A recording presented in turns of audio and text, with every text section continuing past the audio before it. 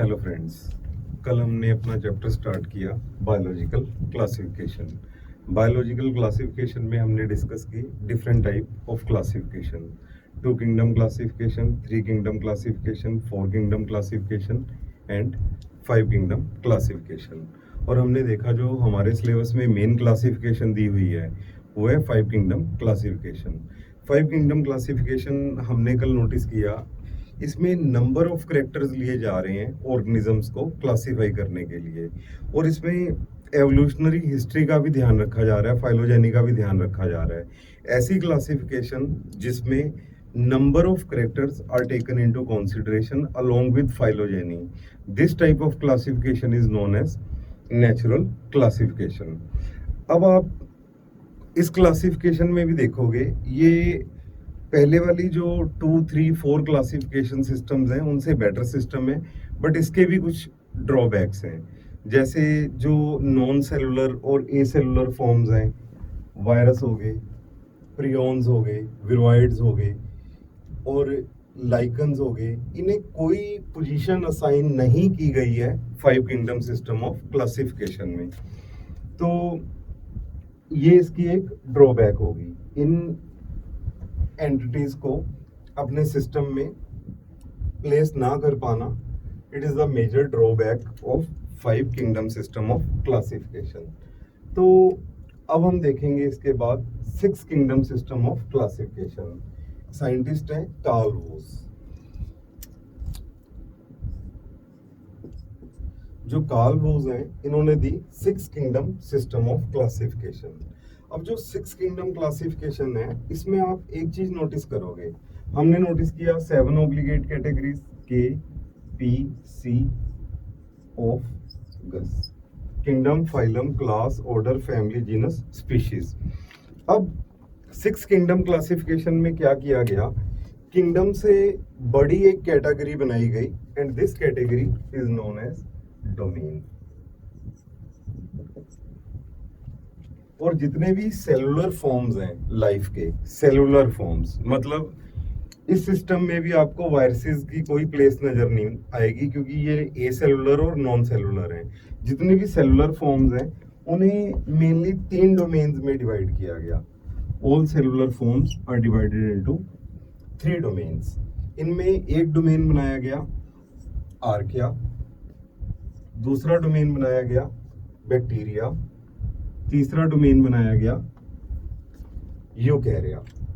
अब जो archaea domain है, इसमें आया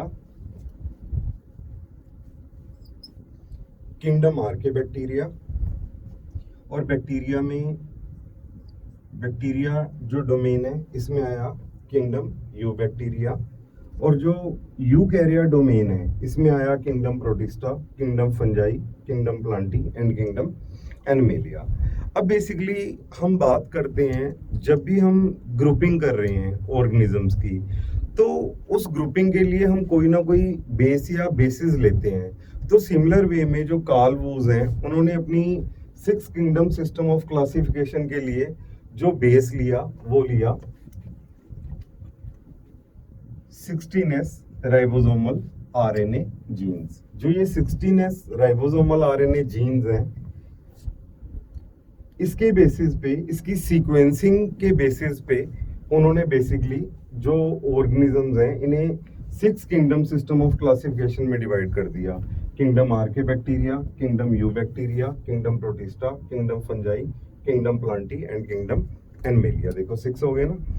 अब जो ये 6 किंगडम क्लासिफिकेशन को अगर कंपेयर करें 5 किंगडम सिस्टम ऑफ क्लासिफिकेशन में, तो 5 किंगडम क्लासिफिकेशन में आपको नजर आएगा आर्के और बैक्टीरिया, या आप बोल सकते हो आर्के बैक्टीरिया और यू बैक्टीरिया, इन दोनों को प्लेस किया गया किंगडम मोनरा में।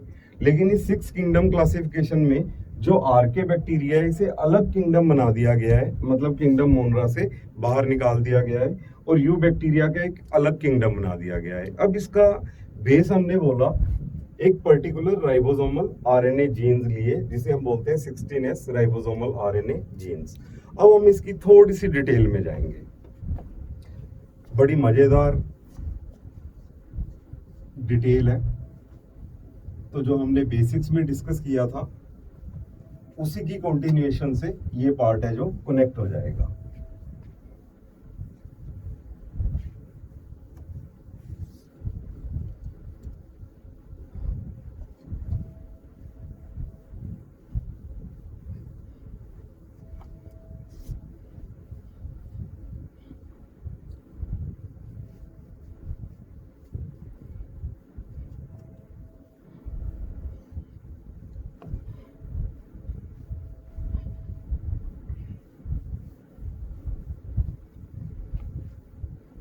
हम इस क्लासिफिकेशन का माइनर बेस समझने की कोशिश करते हैं। ये 16S राइबोसोमल आरएनए है क्या? अब हमने नोटिस किया जो राइबोसोम है, राइबोसोम, इसे हम प्रोटीन फैक्ट्री बोलते हैं।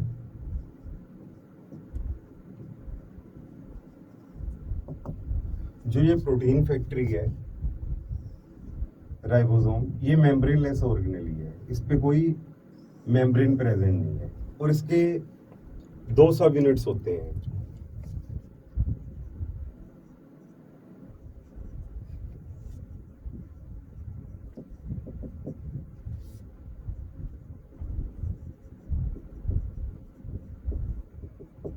स्मॉलर सब यूनिट एंड लार्जर सब यूनिट। जो स्मॉलर सब यूनिट है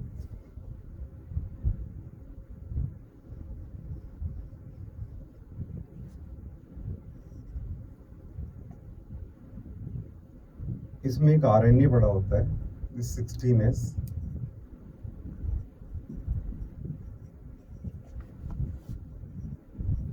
राइबोसोमल आरएनए। जैसे ही जो लार्जर सब यूनिट है इसमें भी काफी तरह के राइबोसोमल आरएनए पड़े होते हैं, जिसमें आप देखो जो मेन टाइप है इसमें 23S राइबोसोमल आरएनए प्रेजेंट है। अब जो राइबोसोम है ये प्रोटीन फैक्ट्री है और ये खुद किसका बना हुआ है?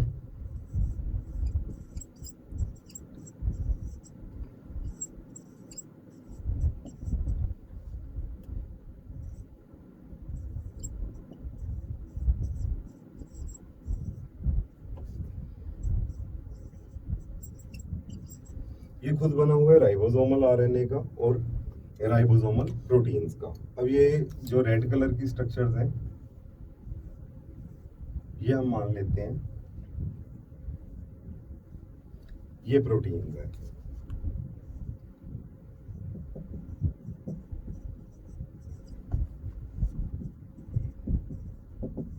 प्रोटीन्स। अब जो इसमें 16S राइबोसोमल आरएनए है, जो स्मॉलर सब यूनिट का कंपोनेंट है, इसमें आपको नजर आएगा it is present in bacteria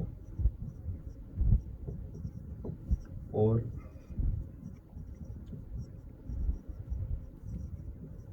prokaryotes.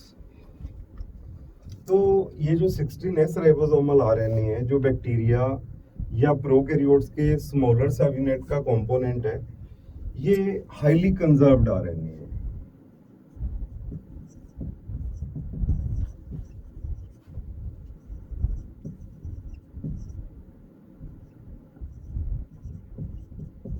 अब हाईली कंजर्व्ड आरएनए का मतलब जो एवोल्यूशन है वो हर एक चीज को चेंज करती है, लेकिन जो राइबोसोमल आरएनए है इसमें जो पैसेज ऑफ टाइम है उसके हिसाब से सबसे कम चेंजेस आई हैं, इसलिए हम बोल रहे हैं highly conserved RNA.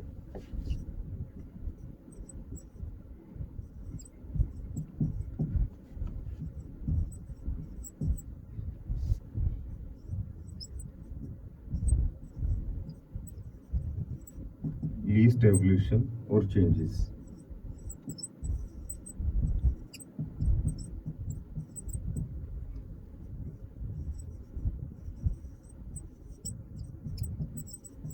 With the passage of time. इसका मतलब जो प्रोकैरियोट्स के स्मॉलर सब यूनिट में ये जो 16S राइबोसोमल आरएनए पड़ा है, ये बहुत कम चेंज हुआ with the passage of time. तो अब इन्होंने क्या देखा, जो कार्ल वूज हैं उन्होंने आर्के बैक्टीरिया जो यू बैक्टीरिया, इनके 16S राइबोसोमल आरएनए लिए और इनके 16S राइबोसोमल आरएनए की सीक्वेंसिंग की, मतलब इनमें जो नाइट्रोजनस बेसिस के सीक्वेंसेस हैं उनका पता लगाया। तो इन्होंने देखा जो आरके बैक्टीरिया और यू बैक्टीरिया है, इनके 16S राइबोसोमल आरएनए में काफी डिफरेंसेस हैं। इन डिफरेंसेस के बेसिस पे उन्होंने आरके बैक्टीरिया को यू बैक्टीरिया से अलग कर दिया। ऐसे बना 6 किंगडम सिस्टम ऑफ क्लासिफिकेशन। बाकी जो ये स्ट्रक्चर्स हैं, with the passage of time मैं आपको और डिटेल में समझाऊंगा जब हम साइटोलॉजी पढ़ेंगे या सेल यूनिट पढ़ेंगे। तो सेल यूनिट में ये 16S में जो ये S लिखा है, वैसे इसका मतलब होता है सेडिमेंटेशन कोफिशिएंट और स्वेडबर्ग यूनिट। ये कैसे निकाला जाता है ये मैं आपको समझाऊंगा।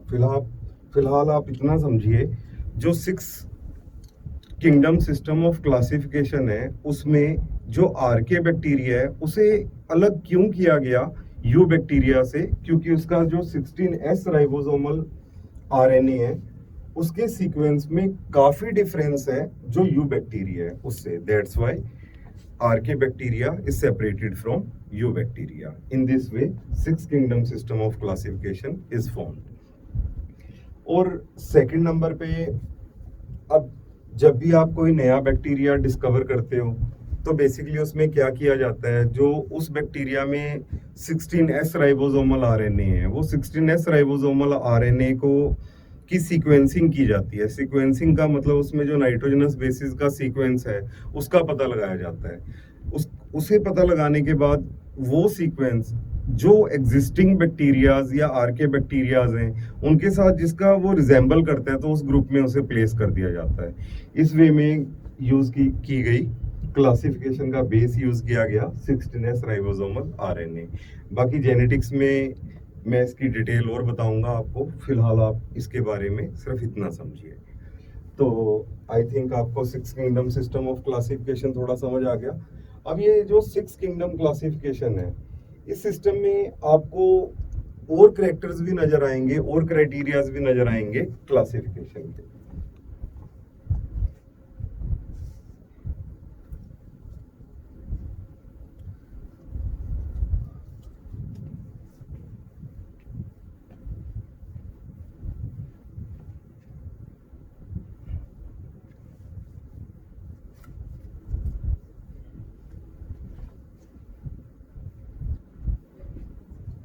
जैसे आप इसमें देखोगे सेल वॉल,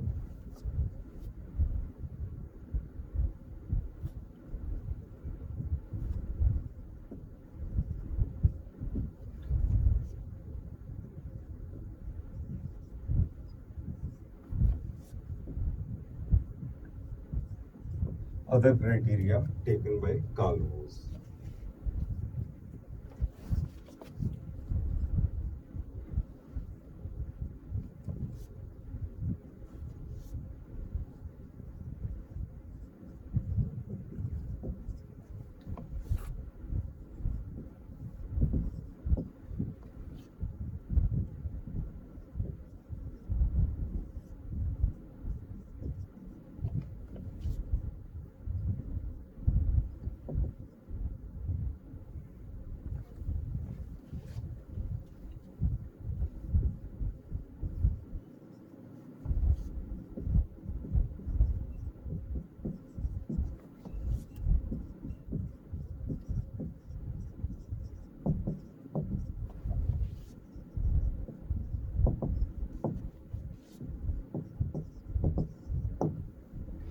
तो इसमें एक क्राइटेरिया लिया गया, जो यू बैक्टीरिया है, ट्रू बैक्टीरिया, जो इसकी सेल वॉल है इसमें प्रेजेंट है पेप्टाइडोग्लाइकेंस। देखो वर्ड पेप्टाइडो, ये वर्ड प्रोटीन के लिए यूज किया जाता है।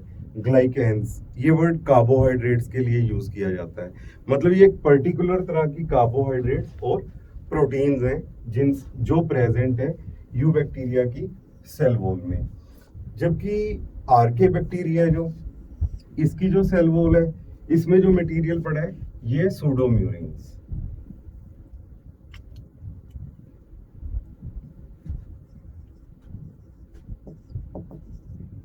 सूडोम्यूरिन्स एक डिफरेंस ये हो गया। Second,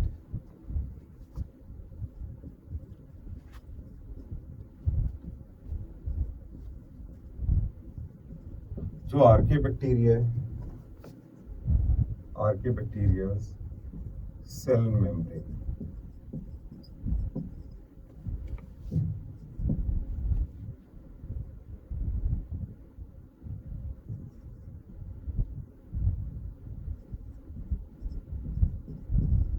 monolayered with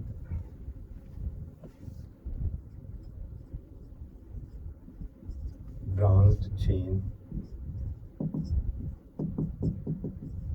lipids. जो आर्के बैक्टीरिया है, आर्के का मतलब ऐसे एंशिएंट होता है, आर्के बैक्टीरिया इसकी जो सेल मेम्ब्रेन है ये मोनोलेयर्ड है और इसमें ब्रांच्ड चेन लिपिड्स प्रेजेंट हैं। ये ब्रांच्ड चेन लिपिड्स हैं, इस आर्के बैक्टीरिया को रेजिस्टेंट बनाते हैं ताकि ये हाई टेम्परेचर टॉलरेट कर सकें, जो हार्श एनवायरमेंटल कंडीशंस हैं उन्हें विदस्टैंड कर सके, टॉलरेट कर सके।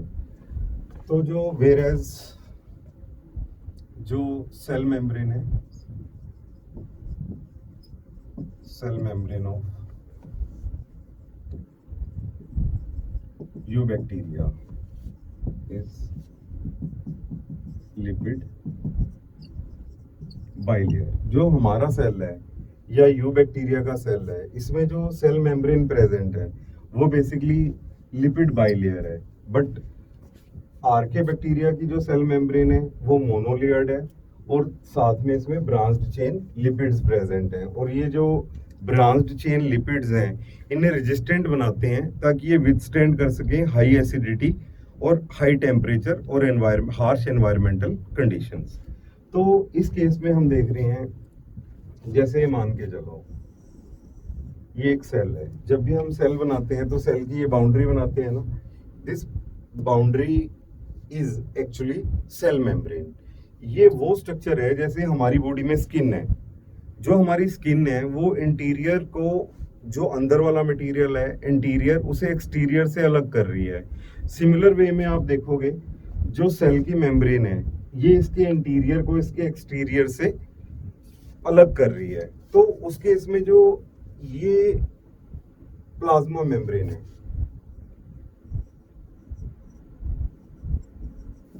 ये लिपिड बाइलेयर होती है। अगर आप इसकी माइक्रोस्कोपिक स्ट्रक्चर देखोगे तो आपको ये ऐसी नजर आएगी, इट लुक्स लाइक दिस। ये फॉस्फोलिपिड्स हैं, ये जैसे ऐसे नहीं लग रहा है जैसे मैच स्टिक्स हैं वो अरेंज हुई हों।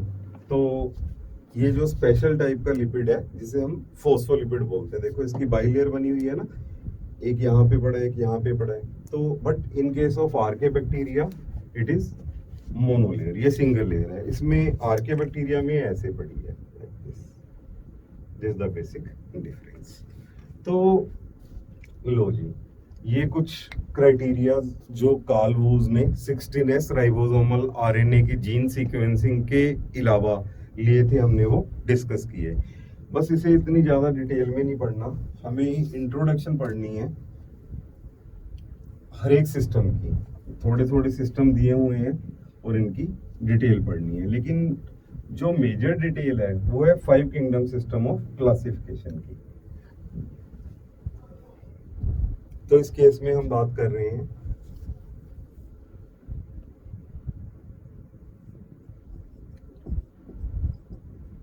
Aristotle to Linus.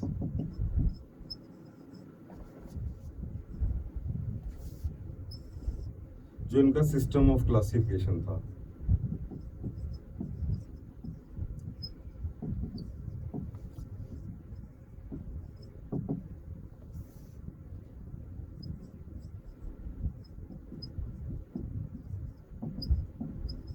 was artificial। मैंने बताया आपको artificial system of classification when one or few characters are taken into consideration for grouping of organism, this is known as artificial system of classification। और जो अपने Whittaker हैं,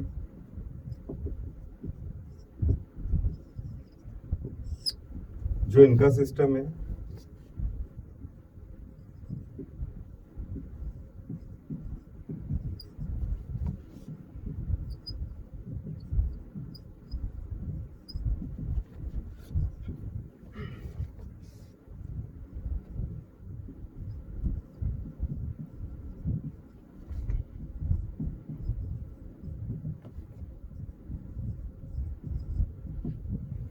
system of classification is natural phylogenetic system. देखो दो word use किया, natural and phylogenetic, natural and phylogenetic. अब इसमें जो वर्ड यूज किया natural, when number of characters, जब बहुत सारे करेक्टर्स लेके हम ऑर्गेनिजम्स की ग्रुपिंग करते हैं,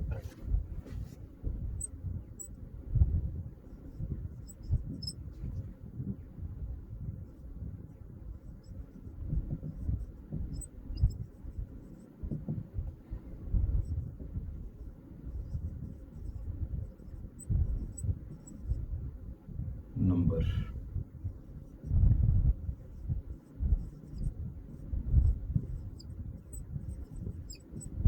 when classification is based on many characters, this system of classification is known as natural system of classification। अब जब हमने इस क्लासिफिकेशन को देखा तो इसमें इस चीज का भी ध्यान रखा जा रहा है कौन किसका एंसेस्टर है। सबसे पहले किंगडम मोनरा आया, फिर किंगडम प्रोटिस्टा आया, फिर फंजाई आई, फिर प्लांटी आई, फिर एनिमिलिया आया। तो इसका मतलब जो किंगडम मोनरा है वो एंसेस्टर है किंगडम प्रोटिस्टा का, जो किंगडम प्रोटिस्टा है वो एंसेस्टर है फंजाई, प्लांटी एंड एनिमिलिया का। तो इस चीज का भी ध्यान रखा है इन्होंने। तो ये हो गया फाइलोजेनेटिक। फाइलोजेनेटिक का मतलब एवोल्यूशनरी,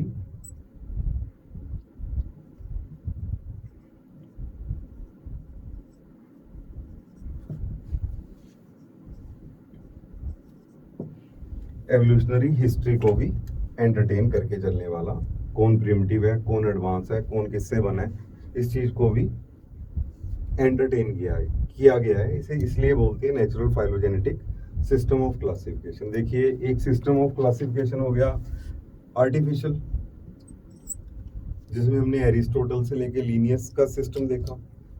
उसके बाद हमने देखा नेचुरल फाइलोजेनेटिक। नेचुरल फाइलोजेनेटिक में हम number of characters, many characters लेंगे और साथ में ये भी देखेंगे एवोल्यूशनरी हिस्ट्री, वो हो गया नेचुरल फाइलोजेनेटिक। ऐसे ही एक सिस्टम और होता है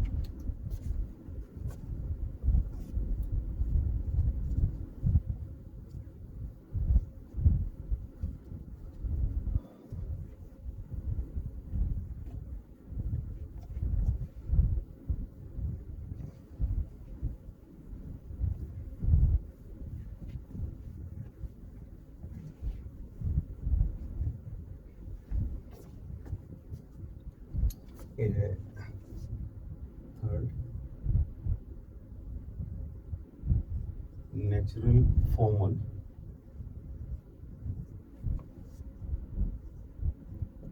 सिस्टम ऑफ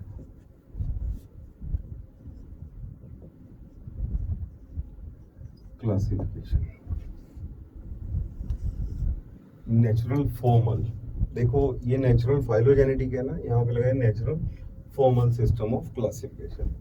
जो ये सिस्टम है, इस सिस्टम में many characters are taken into consideration for grouping of organisms. हम बहुत सारे करेक्टर्स लेंगे ऑर्गेनिज्म की ग्रुपिंग के लिए, पर इसमें हम एवोल्यूशन का ध्यान नहीं रखेंगे, हम इस चीज का ध्यान नहीं रखेंगे कौन किसका एंसेस्टर है, कौन किससे आया।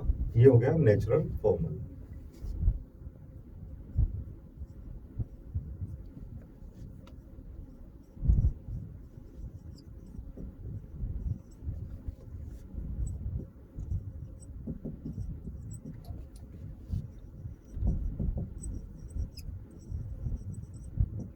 Many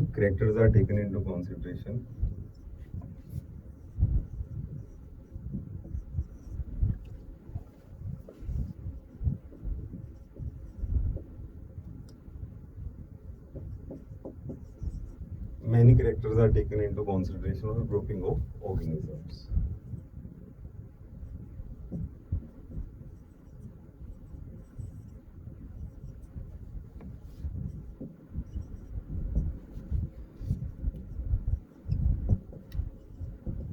But phylogeny is not entertained.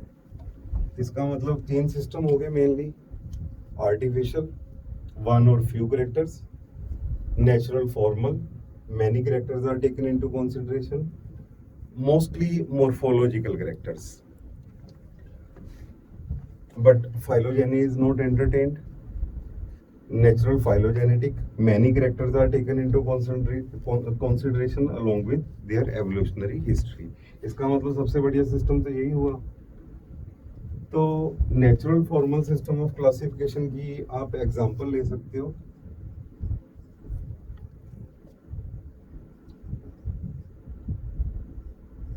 बेंथाम and hookers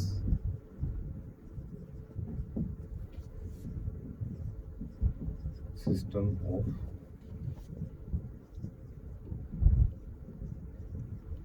classification, Bentham and Hooker system of classification.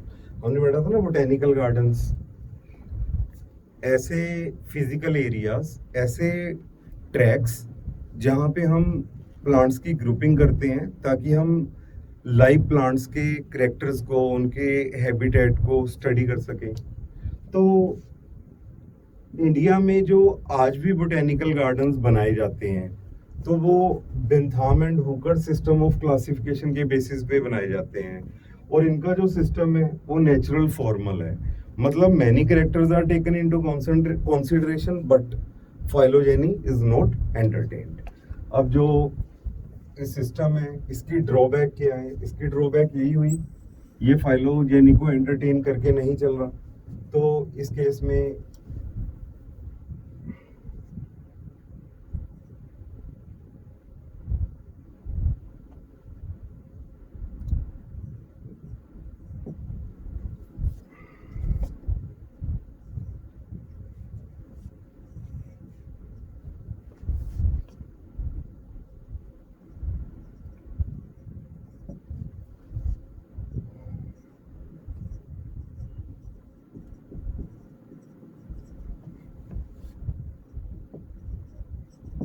अब देखो, हम हमेशा बोलते हैं ना जो मोस्ट प्रिमिटिव प्लांट्स हैं वो एल्गी है, उसके बाद ब्रायोफाइट्स, उसके बाद टेरिडोफाइट्स, टेरिडोफाइट्स के बाद जिम्नोस्पर्म्स, जिम्नोस्पर्म्स के बाद एंजियोस्पर्म्स।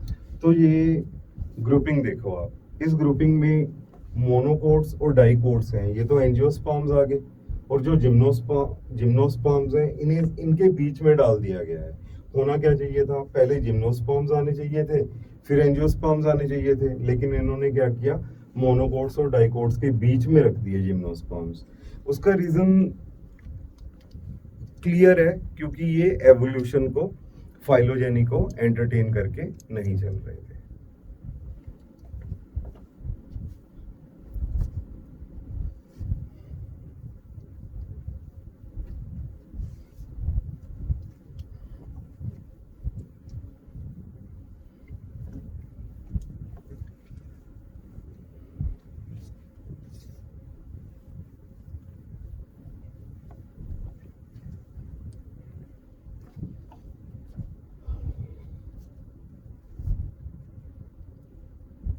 इसके बाद और सिस्टम भी हैं क्लासिफिकेशन के, हम बहुत थोड़े सिस्टम डिस्कस करेंगे जितने एग्जामिनर हमसे पूछ लेता है एग्जाम्स में, लेकिन अदरवाइज ये सिस्टम की बहुत बड़ी लंबी चौड़ी लिस्ट है।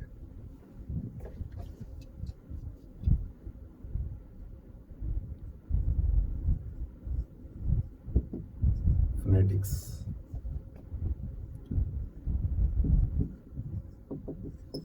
एडम्सोनियन क्लासिफिकेशन, इसे हम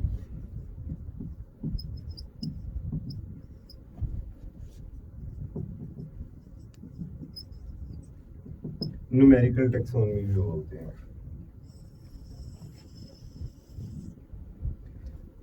फोनेटिक्स, एडम्सोनियन क्लासिफिकेशन और न्यूमेरिकल टैक्सोनॉमी। देखिए इसमें वर्ड है न्यूमेरिकल, तो इसका मतलब, न्यूमेरिकल का मतलब यहाँ पे क्या रिप्रेजेंट कर रहा है? यहाँ पे रिप्रेजेंट कर रहा है भी आप जितने मैक्सिमम कैरेक्टर्स ले सकते हो, जितने मैक्सिमम कैरेक्टर्स आप ले सकते हो। अब वर्बली तो आप बहुत लिमिटेड कैरेक्टर्स ले सकते हो। अब बेसिकली अगर आपको मैक्सिमम कैरेक्टर्स, मतलब जितने ज़्यादा से ज़्यादा कैरेक्टर्स आपको लेने हैं, तो आपको कंप्यूटर्स यूज़ करने पड़ेंगे। तो उन कंप्यूटर्स में आप उन मैक्सिमम कैरेक्टर्स को फीड कर दोगे, तो उन कैरेक्टर्स के बेसिस पे आप ऑर्गेनिजम्स की ग्रुपिंग करोगे। जिनके कैरेक्टर्स, ये मैक्सिमम कैरेक्टर्स जिनके ज़्यादा मिलेंगे वो पास आ जाएंगे, जितने कम मिलेंगे उतने दूर जाते जाएंगे। हमने यही बोला, grouping on the basis of similarities and differences. But जो ये क्लासिफिकेशन है फोनेटिक्स और न्यूमेरिकल टैक्सोनॉमी, इसमें आपने क्या करना है, आप मैक्सिमम कैरेक्टर्स लेके ऑर्गेनिज्म की ग्रुपिंग करोगे।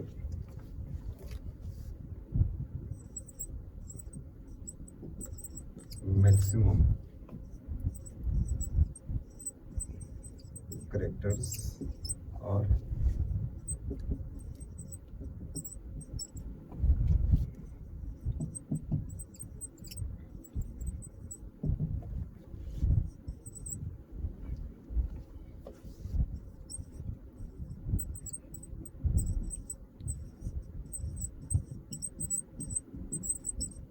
maximum characters are taken into consideration for grouping of organisms. Maximum characters का मतलब numerical strength, numerical strength।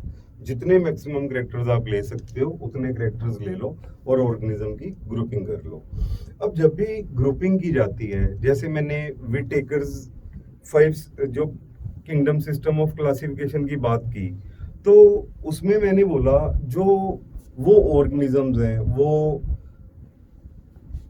Autotrophs हैं या हेट्रोट्रोप्स हैं, इसे सबसे ज्यादा इंपॉर्टेंस दी गई। इसका मतलब जो नंबर ऑफ कैरेक्टर्स उन्होंने क्लासिफिकेशन में लिए, तो उन कैरेक्टर्स में ज्यादा किस कैरेक्टर को इंपॉर्टेंस दी, वो ऑर्गेनिज्म ऑटोट्रोप है या हेट्रोट्रोप है।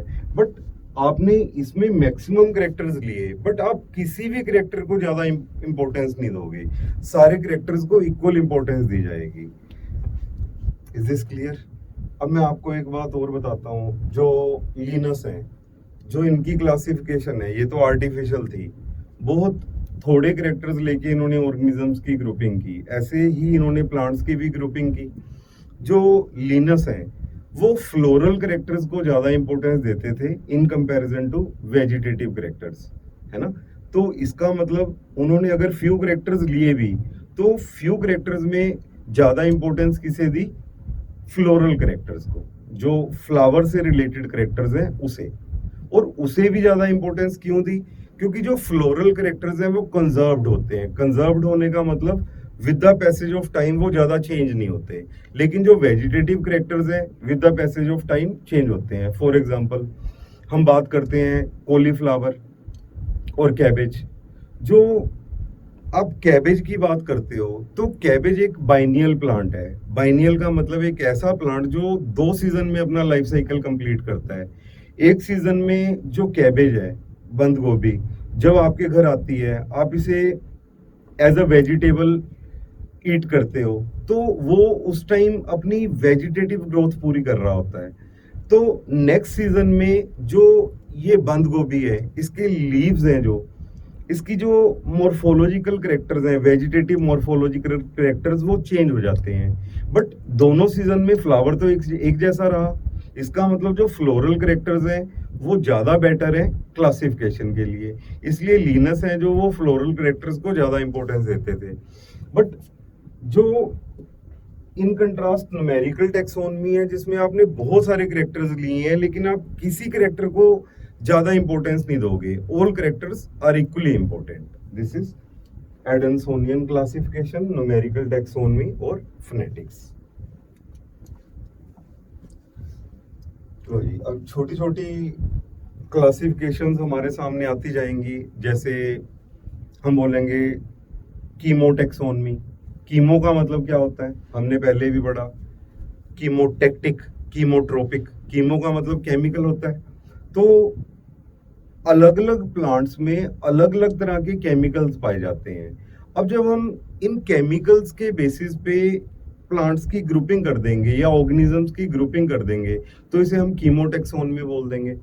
तो जो सेल या सेल रिलेटेड कैरेक्टर्स लेके अगर आप ऑर्गेनिजम्स की ग्रुपिंग कर रहे हो, उसे साइटोटैक्सोनॉमी बोल दोगे। साइटोलॉजी वर्ड है, साइटो रिलेटेड टू सेल। ऐसे ये वर्ड्स छोटे छोटे आते जाएंगे, हम डिस्कस करते जाएंगे। But now we have to move in our 5 kingdom system of classification details.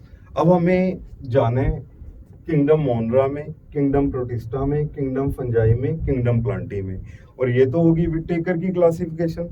और विटेकर्स क्लासिफिकेशन की डीमेरिट देखी हमने, उन्होंने कोई बात ही नहीं की। उन्होंने कोई बात नहीं की वायरस की, उन्होंने कोई बात नहीं की विरवाइड्स की, प्रियोन्स की, लाइकन्स की। हमें ये भी साइड बाय डिस्कस करना है। तो अब ये क्लासिफिकेशन है जो ये और इंटरेस्टिंग होती जाएगी, जैसे जैसे आगे मूव करते जाएंगे वैसे वैसे ये इंटरेस्टिंग होती जाएगी। उसका रीजन क्या है? चलेगी एंड तक ग्रुपिंग ही। आप जब भी क्लासिफिकेशन पढ़ रहे होगे तो आपका मेन टारगेट एक ही रहेगा, grouping on the basis of similarities and differences. But आपको एक बात का ध्यान रखना होगा, आपको करेक्टर्स भी तो पता होने चाहिए इन ऑर्गेनिज्म में क्या करेक्टर पाए जाते हैं। तो हम मोस्ट ऑफ केसेस में जनरल करेक्टर्स डिस्कस करेंगे जो आपके सिलेबस में दिए हुए हैं।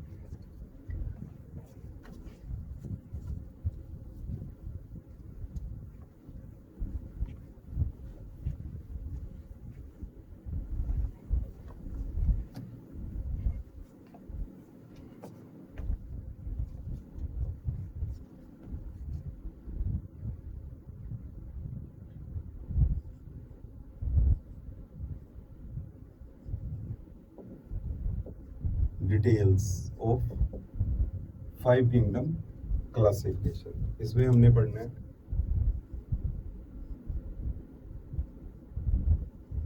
किंगडम मोनरा, सेकंड पढ़ना है kingdom Protista, kingdom Fungi,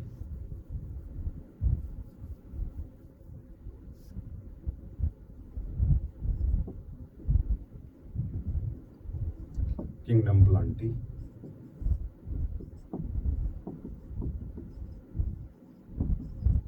kingdom Animalia. Kingdom Monera में क्या पढ़ना है हमने?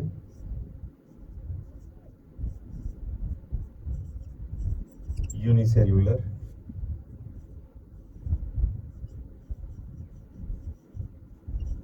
Prokaryotes, unicellular,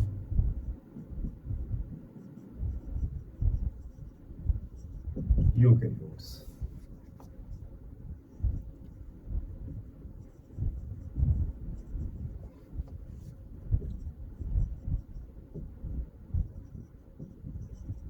multicellular heterotrophs, osmotrophic mode of nutrition.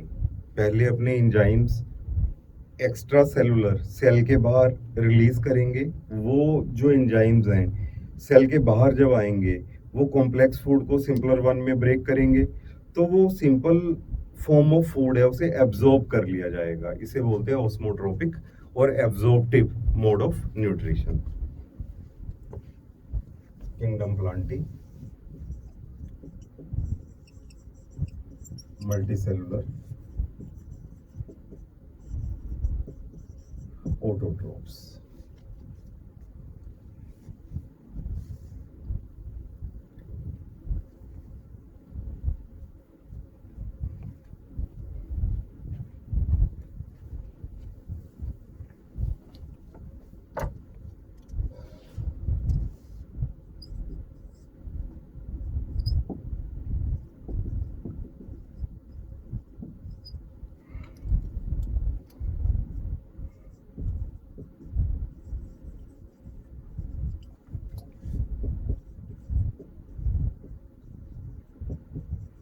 Animalia, multicellular heterotrophs, ingestive intake of food, ingestive type of nutrition.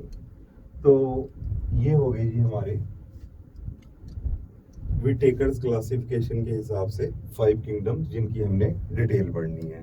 अब इसके अलावा अब हमने नोटिस किया जो वायरस हैं, विरवाइड्स हैं, प्रियोन्स हैं, उनका तो कोई रेफरेंस ही नहीं है। इसका मतलब उन्हें उन्हें उन्हें अलग पढ़ना पड़ेगा। हम डिस्कस करेंगे ये 5 किंगडम क्लासिफिकेशन के अलावा वायरस, विरवाइड्स, प्रियोन्स।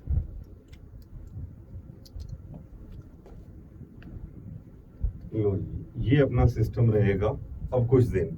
अब हमें किंगडम मोनरा की बेसिक डिटेल जाननी है, किंगडम प्रोटिस्टा की बेसिक डिटेल जाननी है, फंजाई की, प्लांटी की एंड मीलिया की। जैसे जैसे हम आगे मूव करते जाएंगे, at the time you realise जो पीछे वाली चीजें हैं वो फेंट होते जाएंगी, तो उन्हें भी हमें याद रखना है। फॉर एग्जाम्पल, अब एग्जामिनर है, आपको क्वेश्चन पूछ सकता है, 2 kingdom system of classification was given by, 4 kingdom system of classification was given by. तो इसे याद करने के लिए मैं आपको एक ट्रिक बताता हूँ, एक फंडा बताता हूँ। ली है, को, वी, वुई। अब आपको ये सीक्वेंस याद रखना है, ली है, को, वी, वुई, ली है, को, वी, वुई।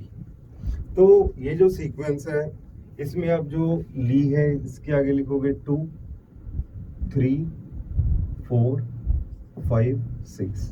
तो पता लग गया, 2 किंगडम सिस्टम ऑफ क्लासिफिकेशन ली, 3 हैकल, 4 कॉपलैंड, 5 विटेकर, 6 कार्लबूस, है ना। 10 बार बोलोगे ना, ली है, को, वी, वुई, तो आपको पेपर में स्ट्राइक करेगा। अब बड़े ध्यान से देखो, यहाँ पे 1 किंगडम सिस्टम ऑफ क्लासिफिकेशन तो है ही नहीं, हमने 2 से शुरू किया, 2, 3, 4, 5, 6। मैंने आपको कल के लेक्चर में एक बात बताई थी, अगर सारे मार्कर एक जैसे हैं, इनके 100% करेक्टर्स आपस में मैच कर रहे हैं, और इनका 1% करेक्टर भी ऐसे नहीं है जो डिफरेंट हो, तो उस केस में आपको ग्रुपिंग की जरूरत ही नहीं है। ग्रुपिंग की जरूरत कब पड़ती है?